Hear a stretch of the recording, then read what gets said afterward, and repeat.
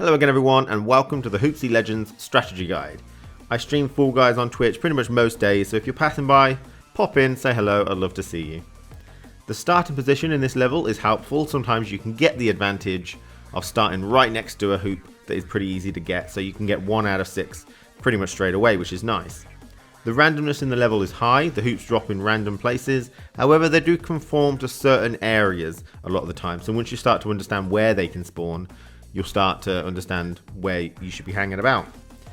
Technicality of the level I would say is medium. You've got to be good at jumping, jump diving, climbing and stuff like that. General parkour skills are really good here.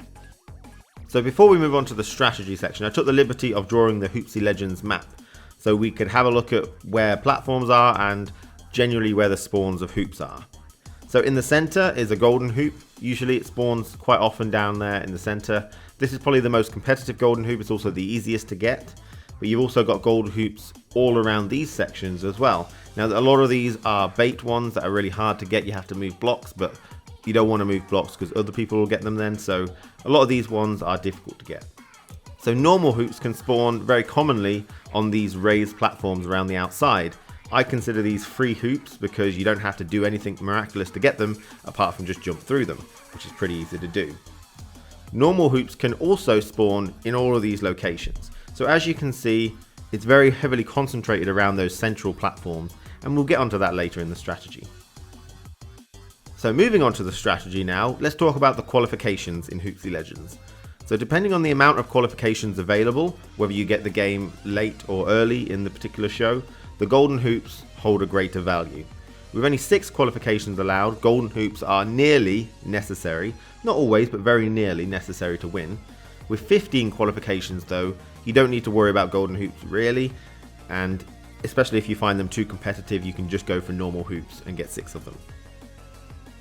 Next up, first thing we need to do is survey our surroundings. During the countdown where you get control of your character and your camera, you should be looking around to see if there's any easy hoops to get on the outside raised platforms or easy ramp jump hoops. So are there any hoops that you can get just as soon as you start?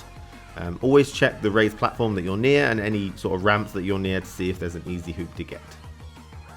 So the first main strategy is the home base. The 3 central platforms with the drawbridges attached are the best locations you can be. You kind of always want to try and stay on there if you're not actually actively going for a hoop. You have access to the most crucial hoop locations from this position and you can survey your area very easily. So the first key location is the drawbridge golden hoop. If a golden hoop comes down in the middle, you have access to a drawbridge very easily, which is great. The second key spawn location is just off from the main platform. So you want to jump off the platform and dive through the hoop. And obviously this platform gives you easy access to that. Thirdly, you want to survey the outside platforms as well from this location. If something drops down, there's no one near it, you've got free access. So these are the 3 things that you basically want to be doing. Looking for golden hoops that spawn or normal hoops near the drawbridge that you can jump through. Checking out for hoops that spawn where you have to jump off the platform and dive through them, which is really good. And also surveying the outside area to see if there's anything worth going for there. So the next strategy is the free hoops. On the raised platforms around the outside of the arena, like we saw earlier, hoops can spawn on there that don't require any particular parkour to get. You've just got to get to them first. So you want to keep an eye on those areas from time to time. Maybe sometimes if you're already on the floor, run across them and see if one spawns before heading back up onto the central platforms. So the next strategy is don't get golden baited. So golden hoops can spawn around the outside of the arena that require a block to be pushed in order to get, or that they look like they can be gotten from the raised platforms. In general, it's not worth trying to go for these because they're heavy time sinks, they're highly competitive, and just aren't worth your time because you have to push a block but no one wants to push a block, etc. So unless it's easy to get and you can see that you can get it, you know there's already a block there, I wouldn't bother with any of these and just focus on the central area to get hoops. So moving on to the tips and tricks section now, and the first tip is moving the blocks. So at the beginning of the game, after you've got maybe an early hoop and you want to get onto the central platform, I recommend pushing the ramp blocks straight up to the central platform. It'll waste a little bit of time for you and might help other players, but I think it's worth it because you can use these ramp blocks to get on the central platforms a lot more effectively because you know the strategies. So it'll really help you in the long run if you've got a ramp block that you can just use over and over and over again to get easy access to these central platforms. I also think that pushing is easier than pulling for these movable blocks. So tip number 2 is using dive angles. When you're jumping, you can actually dive and change your jump angle. So you can jump forward and then dive to the right. You want to use this to jump through hoops that are off on an angle. So you jump forward, then dive to the right through the hoop. Or jump through a hoop and then dive back onto a platform so you didn't actually fall onto the ground, which could save you some time as well. So the third tip is crossing drawbridges. So when the drawbridges are down, you can easily jump across from one to the other. And this gives you easy access to all 3 central platforms and means that you can go for hoops on other platforms or drawbridges very easily. So if there's no hoops on your drawbridge, jump over to another one and wait for that to raise. So being on these central platforms gives you access to all the other ones, and just so you can keep an eye on all 3 and see if any of them's worth going for. Tip number 4, grabbing. So do remember to grab people just as they're about to jump for a hoop, especially a golden one, because this can mess them up and then you can try and jump for it yourself. So the 5th tip is understanding your urgency.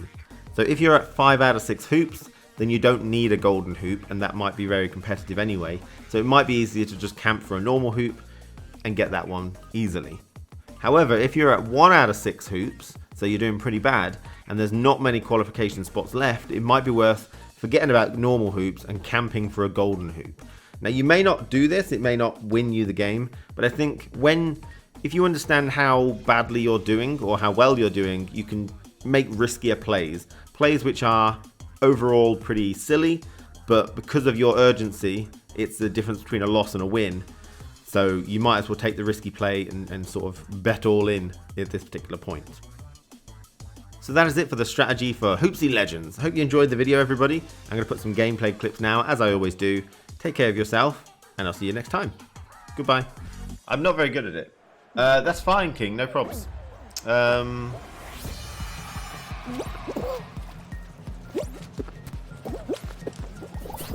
That's 1.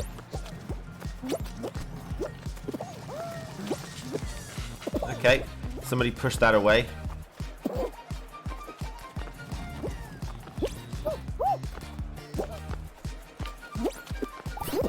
Right. There is no point.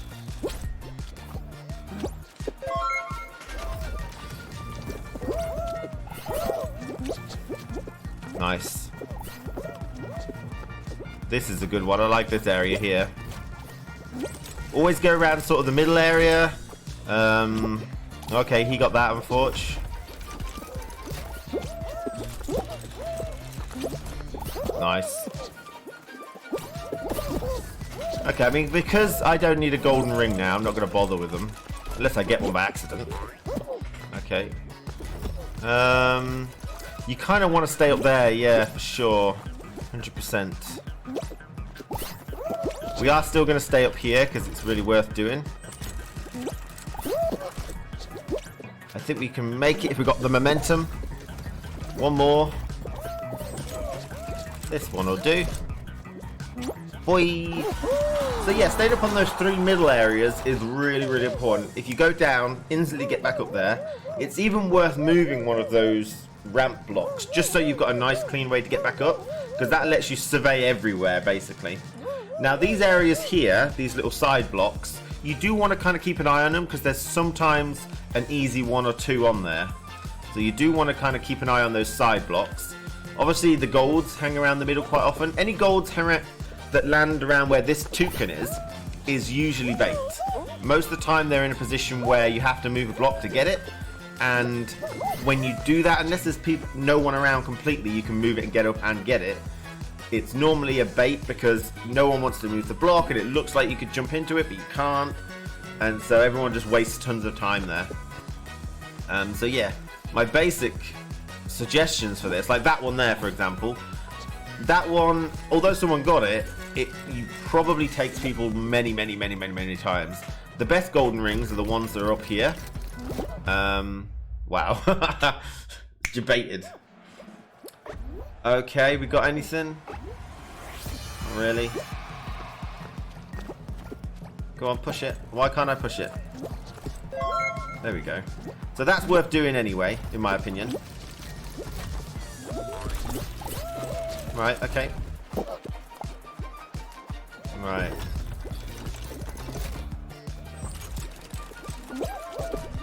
So that gold there is bait. You don't want to go for that one. Okay, that sucks. We're gonna again... Oh, nice. That was nice. So that's what I mean by checking that section occasionally. So this is a good place to be. Nice.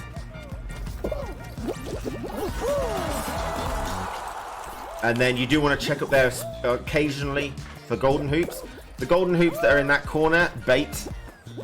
Don't even bother. You have to push a block to get that, I think. Unless you get like some sort of like knock-up or something. But no one's going to push the block because they don't want anyone else to get it. The only way you're going to get that is by... there's no one else around, so you push the block. So this guy's pushing the block, but... Like, that's the problem you see. No one's going to push it close enough. What? Nice. So that one's just a big old bait. Whereas you should always be going on this section. This is where you should be waiting. On one of these to check a golden hoop or some hoops in the middle. It's very competitive though in the middle, those golden hoops, so it is hard. You can easily jump between them like they're doing. And you get a lot of free ones. Like for example, there's one just there. So if they got on that thing, they could jump over. So yeah, you should jump over there and get that one that guy just got. Ow. There's a free one over there. Always check these outside sections because you get a lot of free ones. There's something land there, which is really nice as well. Again, get back up onto that middle section immediately. Yeah, so there's a free one. So you check them occasionally for the free ones. It can be really easy. Nice, there's another one. Oh my god, he fluffed it. It's gotta hurt. Another one.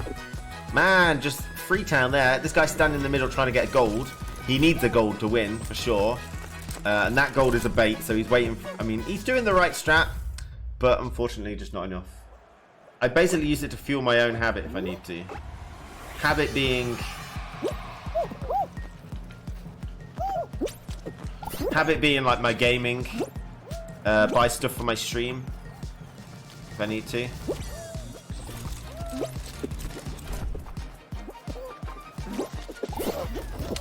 Shit.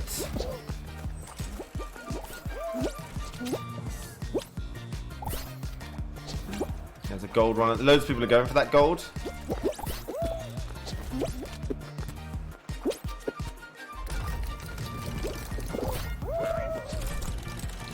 I think waiting around is pretty nice. Oh wow, okay.